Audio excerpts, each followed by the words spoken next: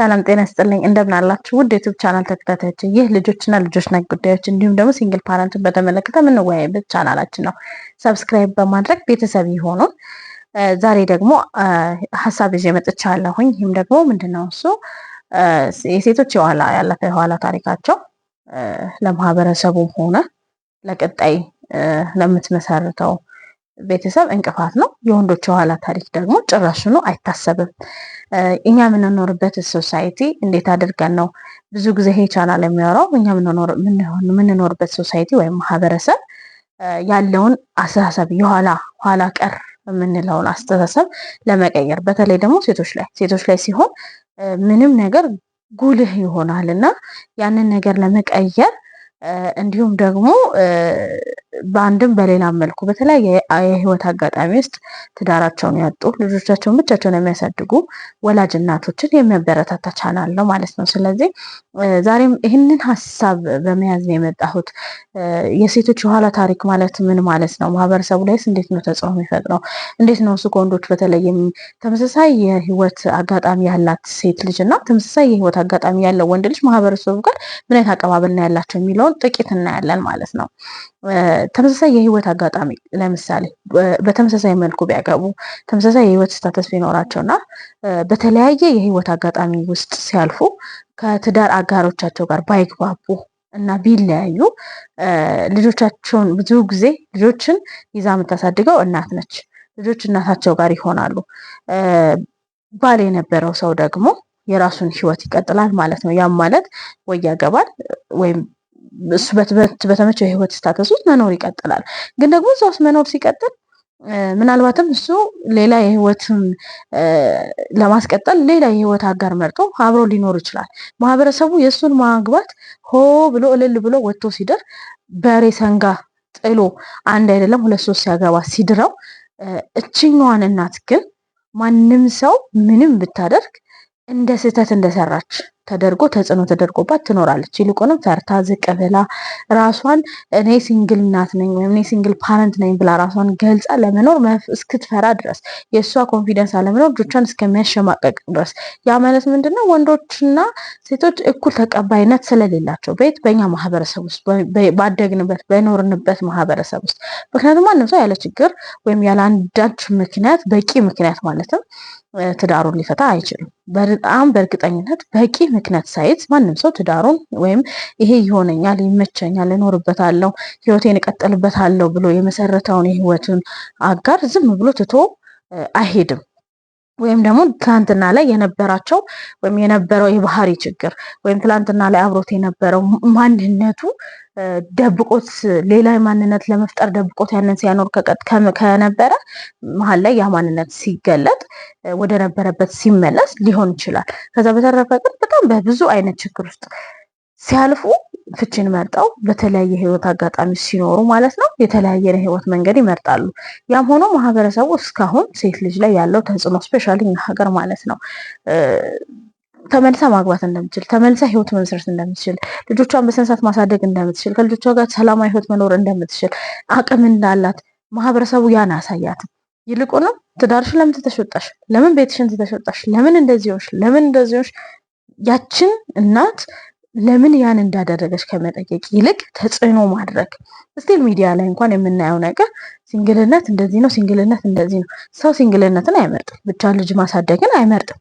ግን ደግሞ መሆን ካለበት ከሆነ በዛ የህይወት አጋጣሚ ማለፍም ካለባቸው ልጆቻቸውን ፐርፌክትሊ ማሳደግ እንደሚችሉ ልጆቻቸው ጤነኛ የአእምሮ እውቀትና አስተሳሰብ ይዘው ጤነኛ አእምሮ ይዘው ጤነኛ ህልዚ የሆነ ነገር ይዘው ራሳቸውን ዴቨሎፕ ማድረግ እንዲችሉ አድርገው በትምህርት በኢኮኖሚ በብዙ ነገር ዴቨሎፕ ማድረግ ልጆቻቸውን ማሳደግ እንደሚችሉ ራሳቸውን ቢውልድ ማድረግ እንደሚችሉ ማህበረሰቡ ሊያሳያቸው ፈቃደኛ አይደለም። ለምን?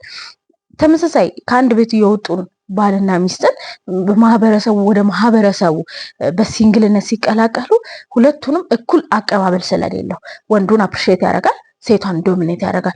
ለምን አትችይም? ለምን ቤትሽ ውስጥ አትኖሪም? ምናልባት በዛው አጋጣሚ እሱ ወጥቶ ሌላ ያገባል። ሲያገባ እዚሁ ጋር አብሮ ሲኖሩ ወይም ደግሞ በልዩነታቸው ውስጥ ተለያይተው ሲሄዱ የተቀበላቸው ማህበረሰቡ ሲገቡ ያ ማህበረሰብ እሷን ዶሚኔት ሲያደርግ ያው ማህበረሰብ ደግሞ እሱን አፕሪሼት አድርጎ ይልቁንም ሰርጉን በደንብ አድርጎ ከመደገስ ይልቁንም ትናንትና አረሱ ጥሩ ሰው ነው እያለ እሱን ትላንትና ትቶ የመጣውን ህይወት ለምን ትቶ እንደመጣ ኃላፊነት እንዳለበት ከማሳየት ይልቅ ጭራሽ ነው እሱን ለመዳር በጣም ውጣ ውረድ ከፍ ዝቅ ማለት ነገር አለ። ይሄ የማህበረሰቡ የኋላ ቀር አስተሳሰብ ነው። ዛሬ እኔ ማለት የምፈልገው ነገር ይህንንም ሀሳብ ያመጣሁት ነገር አንዲት ሴት ወይም አንድ ወንድ እኩል የሆነ የህይወት ስታተስ ውስጥ ከገቡ በኋላ ያንን ህይወት ማስቀጠል ካልቻሉ የተለያየ የህይወት ሲቹዌሽን መርጠው በተለያየ መንገድ ልጆቻቸውን ለማሳደግ የየራሳቸውን ሰፓሬት የሆነ ህይወት ከመረጡ ማህበረሰቡ ሁለቱም ጋር እኩል ሆነ አቀባበል ሊኖረው ይገባል።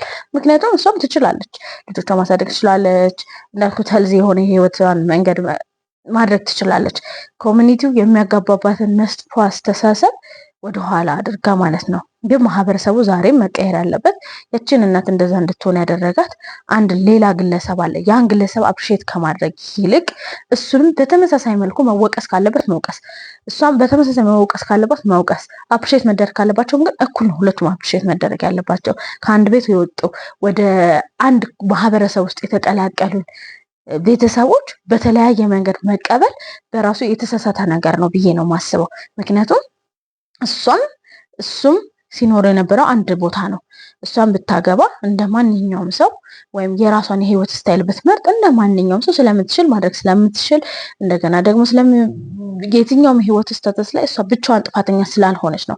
እሱም ቢያደርግ ለሱ ያለውን አቀባበል ለእሷን በተመሳሳይ ማድረግ አለበት ብዬ ነው ማምነው ማህበረሰቡ። ስለዚህ ይህን አስተሳሰብ መቀየር አለባቸው። ምክንያቱም ዛሬ ላይ በጣም ብዙ ሴት እናቶች የማህበረሰቡን አቀባበል፣ የማህበረሰቡን አመለካከት፣ ማህበረሰቡ የሚያደርስባቸውን ተጽዕኖ ነገ መቋቋም እንደማይችሉት እንደገና ደግሞ የለመድነውን የኖርንበትን ኮንፈርት ኢንቫይሮንመንት ለቃ መሄድ ለሁላችንም በተለያየ ለስራም ሊሆን ይችላል፣ ለኑሮም ሊሆን ይችላል፣ ለላይፍ ስታይል ሊሆን ይችላል። በጣም ነው የሚያስቸግረው። ይሄ የሁሉም የሰውኛ ባህሪ ነው። የሆነ ኮንፈርት ኤሪያችን ላይ ብድግ ብለን ሌላ ኢንቫይሮንመንት መልመድ እና አዲስ ነገር ከሰውነታችን ጋር ማዋሃድ ከራሳችን ጋር ማዋሃድ ይቸግረናል። ግን ደግሞ ይሄኛውን ህይወት መውጣት ማድረግ እየፈለጉ መሄድ መንቀሳቀስ እየፈለጉ ግን ደግሞ የኮሚኒቲውን ወይም ደግሞ የማህበረሰቡን አቀባበል ፈርተው በጣም በሚያሳዝን ሁኔታ ቤታቸው ውስጥ አንገታቸውን ደፍተው የሚኖሩ ሲንግል ፓረንቶች አሉ፣ እናቶች ማለት ነው። ስለዚህ ለዛሬ ለእናንተ እናቶች የሚሆን ምክር ያለኝ ምንድነው፣ ማህበረሰቡ አስተሳሰቡን እስኪቀይር እናንተ የህይወታችሁን ወይም የእድሜያችን መጨረስ አለባችሁ ብዬ አላምንም። ስለዚህ ማህበረሰቡ አስተሳሰቡ ማይቀይር ከሆነ እናንተ ራሳችሁ ተቀይራችሁ ለማህበረሰቡ እንደምትችሉ አሳዩ። ከዚህ በፊት ብያለሁ ብዙ ቪዲዮ ላይ እንደምትችሉ ልጆቻችሁን ማሳደግ፣ ጤነኛ አስተሳሰብ ያላቸው ልጆች፣ ጤነኛ ሄልዚ የሆኑ ልጆች፣ በትምህርት ጎበዝ የሆኑ ከሰዎች ጋር ኮሚኒኬት ማድረግ የምትችሉ በጣም በራሳቸው ኮንፊደንስ ያላቸውን ልጆች ማፍራት ማሳደግ እንደምትችሉ ማሳየት መቻል አለባቸው። አለበለዚያ ማህበረሰቡ ይሄን አስተሳሰብ ሊለቅ አይችልም። እናንተም በማየት ለእናንተ ያለው አቀባበል ከዚህ በኋላ ለሚመጣው ጄኔሬሽን ጥሩ ይሆናል። ሲንግልነትን ወይም ፍቺን ባላበረታታም ግን ደግሞ በአንድም በሌላም መልኩ ግዴታ ሆነ ወደ ህይወታችሁ ከመጣ ያንን ነገር ተቀብላችሁ ኮሚኒቲው የሚለውን ነገር ወደ ሆነ፣ ምክንያቱም ይሄ የኋላ ቀር አስተሳሰብ ነው። እናትን ዶሚኔት አድርጎ አባትን አፕሪሼት አድርጎ እንደገና ለሌላ ትዳር እሱን ማዘጋጀት ጥቅራ በቃ እንደውም ምናምን ብሎ ሲያመጣም በሬ ጥሎ ሰንጋ እንትን አድርጎ ምናምን መደገስ የኛ ኮሚኒቲ የነመርበት የኖርንበት ባህል ነው። ግን ደግሞ ያንን እንዲተው መጀመሪያ እኛ ቤት ውስጥ ያለን ሲንግል ፓረንቶች ወተን ጀግና ሆነን ማሳየት መቻል አለብን። ዶሚኔት እንዲያደርገን ማህበረሰቡ መፍቀድ በፍጹም የለብንም ማለት ነው። ስለዚህ ቤት ውስጥ ያላችሁ አንገታችሁን የደፋችሁ ኢቭን ልጅ አለኝ ብላችሁ ለማውራት የምትሳቀቁ እናቶች እናንተ ይህንን ነገር ራሳችሁን በመሆን ልጆቻችሁን እንዳልኩት በጣም መልካም በሆነ መንገድ በማሳደግ ለማህበረሰቡ ጥሩ ትምህርት በመስጠት ትላንት ላይ ህይወታችሁ ላይ የጠፋውን ጥፋት ነገ ሌላ ትውልድ ላይ እንዳይደገም ምክር በመስጠት ህይወታችሁን አስቀጥሉ እላለሁኝ። ይህ ልጆችና ልጆች ነክ ጉዳዮች እንዲሁም ሲንግል ፓረንቶች ጋር የምንመካከርበት ቻናላችን ነው። ሰብስክራይብ በማድረግ ቤተሰብ ይሁኑ። ቤተል ነኝ። አመሰግናለሁ።